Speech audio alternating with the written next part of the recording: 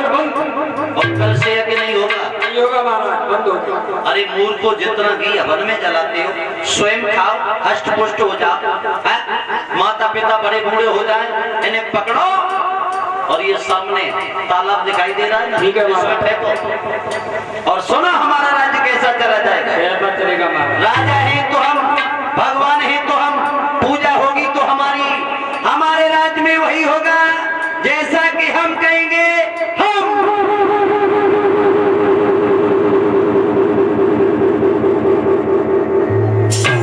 आपके लोग देंगे तो कोई चढ़िए हमारे महाराज को चढ़ाव के लेकर जाएगा। और क्या आदेश दिया है इसने भाई?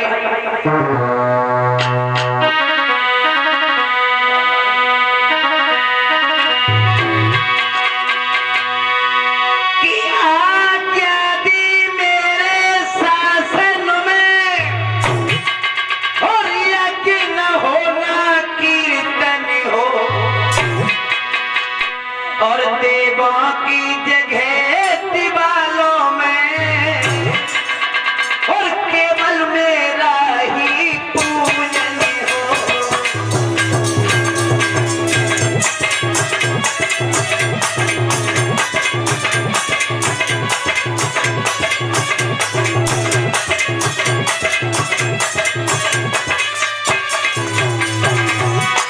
सुन रहे हो ना, आज से किसी की पूजा नहीं होगी।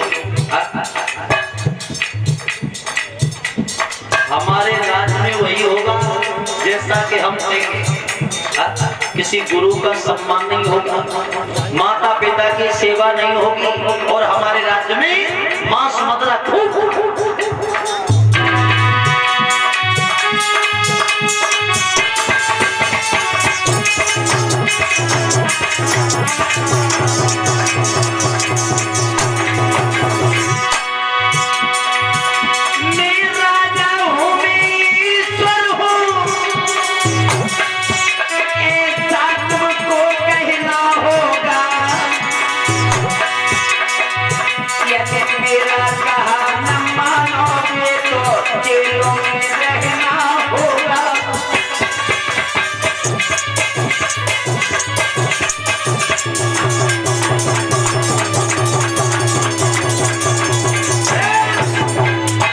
आदेश कर दिया, राजा है तो हम, भगवान है तो हम, पूजा होगी तो हमारी, हमारे राज्य में वही होगा जैसा कि हम कहेंगे।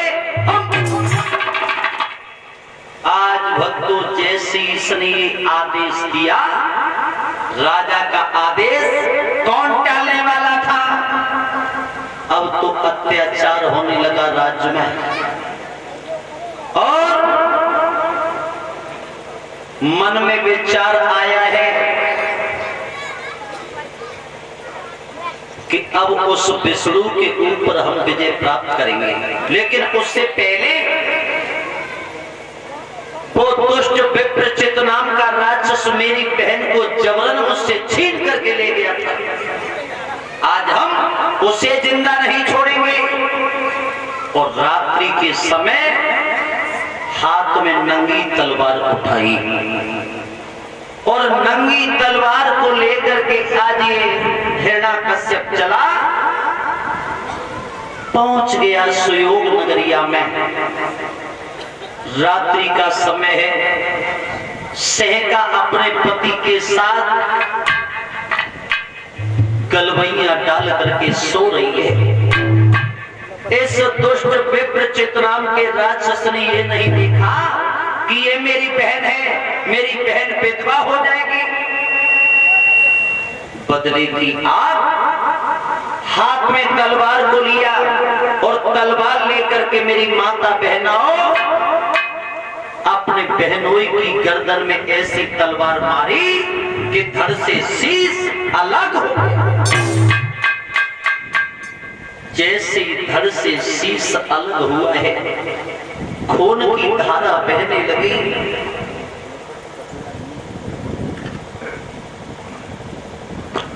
खून की धारा बहने लगी है। सहकान की आंख खुली है। सहका ने जैसे देखा, हाथ में तलवार है, सामने भैया खड़ा है। पति की गर्दन धड़ से अलग पड़ी है। सहका की आंखों में आंसू आ गए, कहने लगी भैया तुमने ये क्या किया? तुमने मुझे बालापन में ही विधवा बना दिया। अब आप ही बताइए कि मेरा जीवन कैसे कटेगा?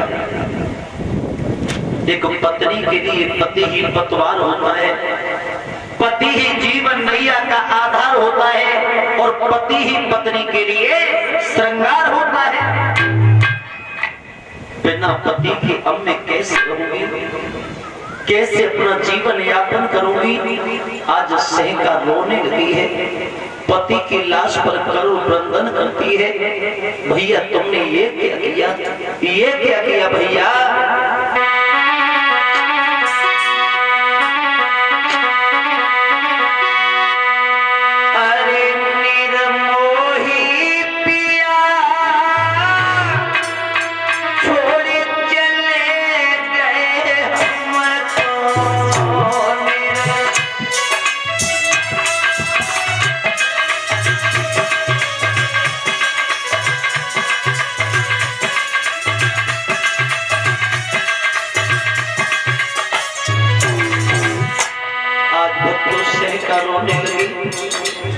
कहने लगी पत्नी के लिए पति ही पतवार होता है, पति ही जीवन नैया का आधार होता है, पति ही पत्नी के लिए श्रृंगार होता है।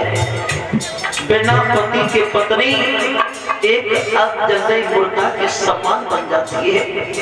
क्या करूं, कहां जाऊं?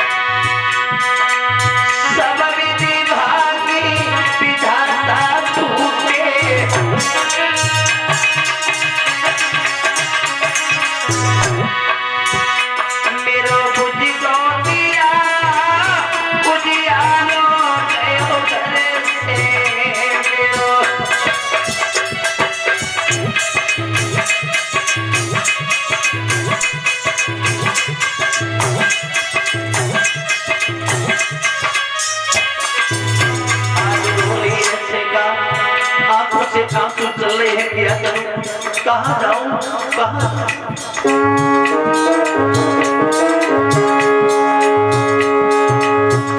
अरे रही है दुखिया रोए,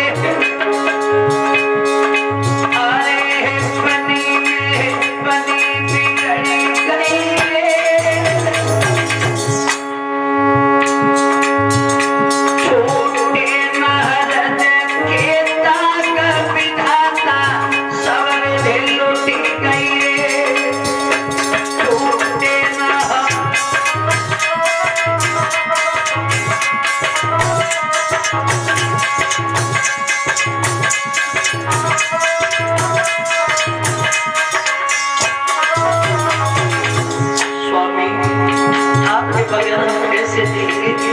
कैसे रहेंगे? वो हमारा कोई सहारा नहीं है, कोई सहारा नहीं है। रो रही है सीता।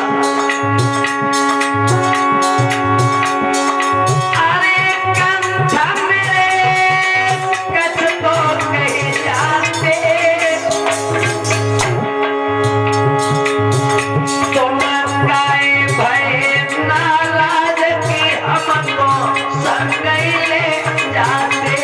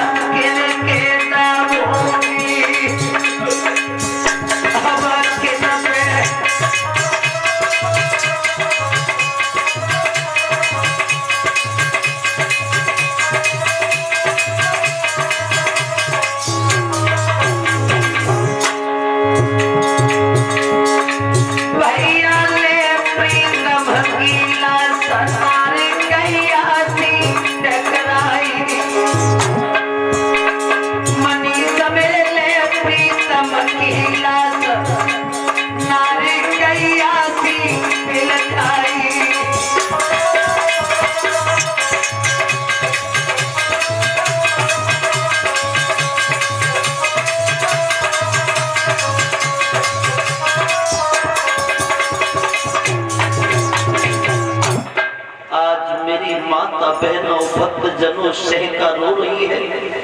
पति की लाश पर करुण क्रंदन कर रही है। उस दुखिया कोई धीरज बधाने वाला भी नहीं है। इस हिरण्याकश्यप ने ये नहीं सोचा कि ये मेरी बहन है, इसे मैंने विधवा बना दिया। तलवार को लेकर के तलवार लहराता हुआ और आज ही अपने राज्य में लौट करके आया है। मेरी माताओं बहनाओं बुजुर्गों, अब तो इसका अत्याचार दिन प्रतिदिन बढ़ता गया। इधर कृपा भगवान की कुछ समय व्यतीत हुआ है तो इस हिरण्याकश्यप के घर में एक बेटा ने जन्म लिया। पुत्र का जब जन्म हुआ है तो बेटे का नाम पड़ता है प्रहलाद।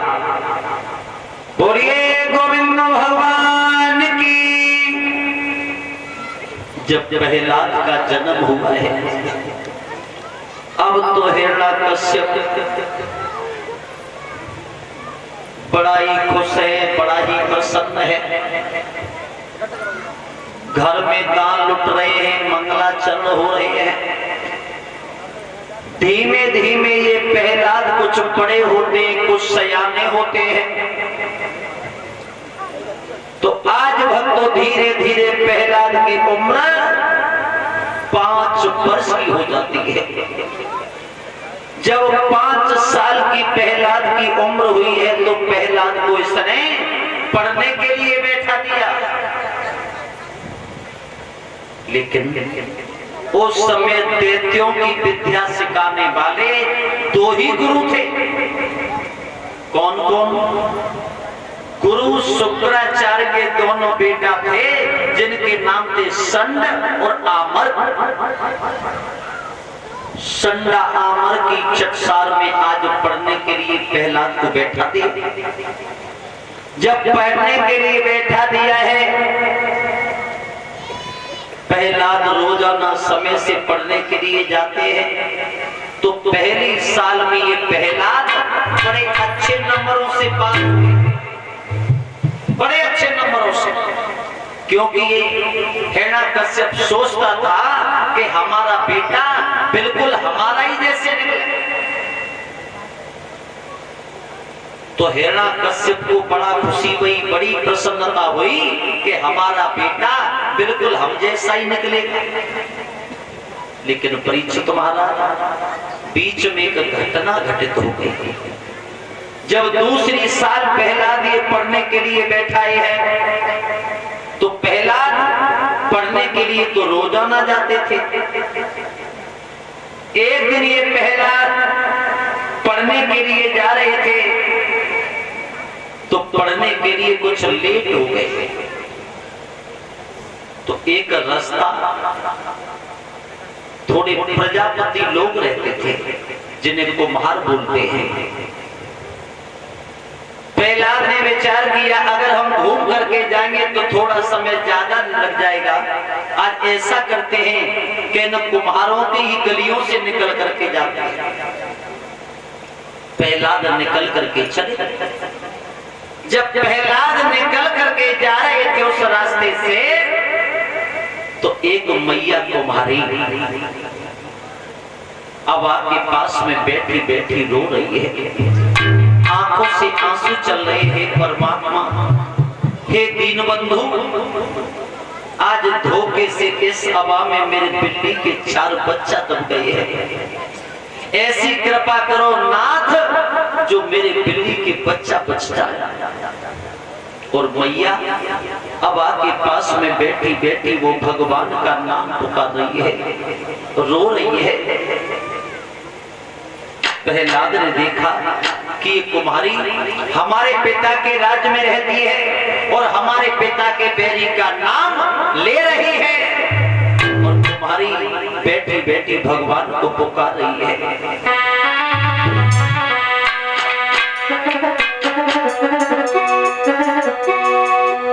नारी कुम्हारी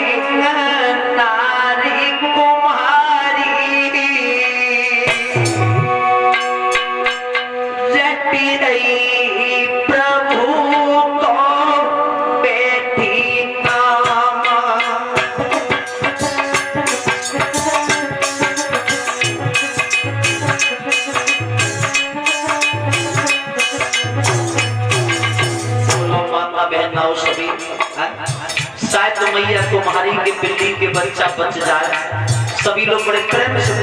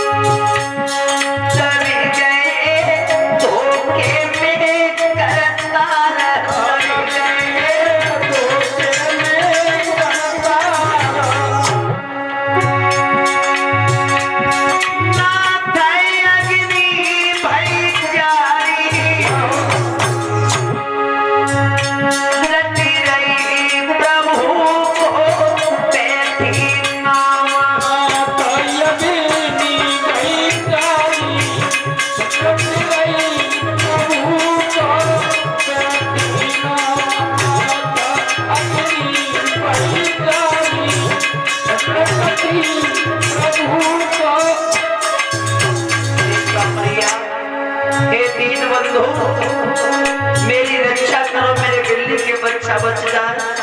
अगर मेरे बिल्ली के बच्चा न बचे सामरिया तो इस दुनिया में कोई तुम्हारा नाम नहीं लेगा।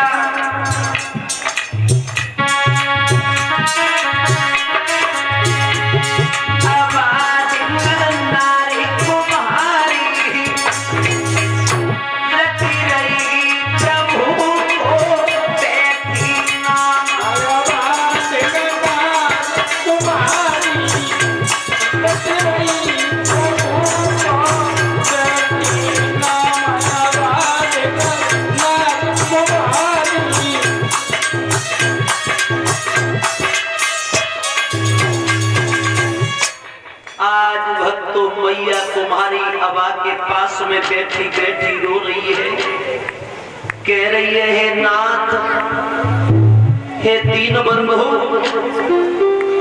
आज मुंह पे धोखे से बिल्ली के 4 बच्चे सभा में दब गए हैं।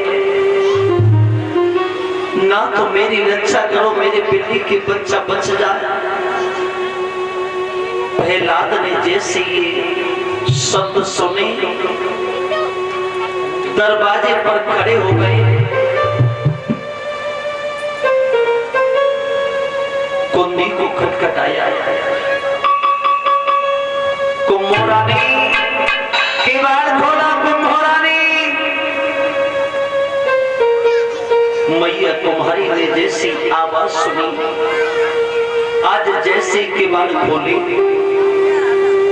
प्रहलाद कहने लगे कुम्हारी हमारे पिता के राज में रहती है और हमारे पिता के दुश्मन का नाम ले रही है। हाथ जोड़ करके कुम्हारी कहने लगी लाला, मैं तुम्हारे पिता के दुश्मन का नाम नहीं ले रही, मैं तो उस परम पिता परमात्मा का नाम ले रही हूं। प्रहलाद कहने लगे कुम्हारी क्या तू उस भगवान का नाम ले रही है तो क्या वो भगवान तेरे बिल्ली के बच्चों को बचाने के लिए आएगा? कहने लगी हाँ बेटा, मेरे परमात्मा में वो शक्ति है कि राही को पर्वत कर सकता है और पर्वत को राही कर सकता है। प्रहलाद कहने लगे कुमारी अभी हमारी बात को मान जा, बिल्ली के बच्चा बचे अन्यथा न बचे कोई चिंता नहीं है, तू उस विष्णु का नाम लेना बंद कर। मैया कुम्हारी कहने लगी लाला मेरे प्रभु में वो ताकत है, वो शक्ति है कि अगर मैं नाम लूंगी तो मेरा प्रभु बिल्ली के बच्चों को बचाने के लिए अवश्य आएगा।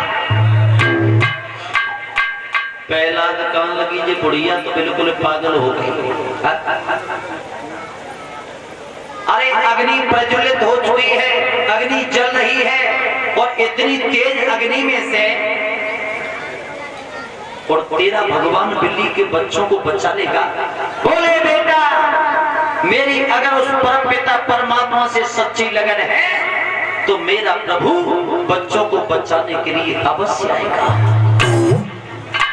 मेरी माताओं बहनाओं, आज जैसे ये बात कही है, प्रहलाद कहने लगे कुंभोरा नहीं, एक बात का ध्यान रखना, अगर वो बिल्ली के बच्चा नाए बचे तो ये तलवार दिखाई दे रही है ना, इसी तलवार से हम तेरे शीश को काट करके ले जाएंगे। मैया तुम्हारी हाथ जोड़ करके कहने लगी, लाला अगर बिल्ली के बच्चा नाए बचे तो तलवार से तू हमारे शीश को काट ले जाना, और अगर मेरे बिल्ली के बच्चा बच जाए तो बेटा मुझे बधाई जरूर दे जाना। मेरी कथा के प्रेमी श्रोताओं, प्रहलाद तो वहां से चली गई। इधर मैया कुमारी को सारी रात नींद नहीं आई, रोती रही है, परमात्मा हे ईश्वर, कहीं ऐसा न हो कि मेरे बिल्ली के बच्चा ना बचे, अगर प्रहलाद आया तो मुझे जिंदा नहीं छोड़ेगा। प्रभु मुझे वो शक्ति दो जो मेरे बिल्ली के बच्चा बच जाए और सारी रात वह मैया को नींद न आए। सारी रात बैठी बैठी मैया वो रोती रही। सवेरा हुआ, प्रहलाद ने हाथ में नंगी तलवार को लिया, आ गए कुमारी के द्वार पर आकर के कुंडी को खटखटा दिया।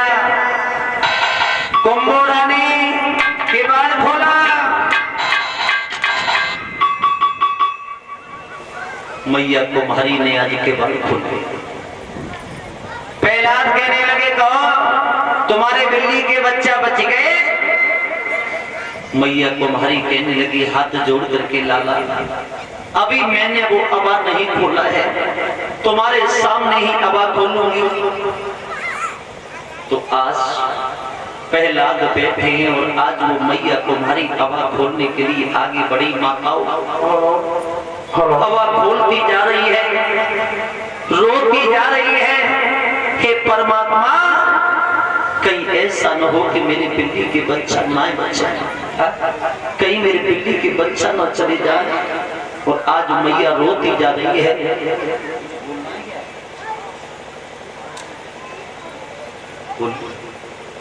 और ये हमारे स्वामी जी कुछ बोलना चाहते हैं आप लोगों को समक्ष। बोलो सतगुरुदेव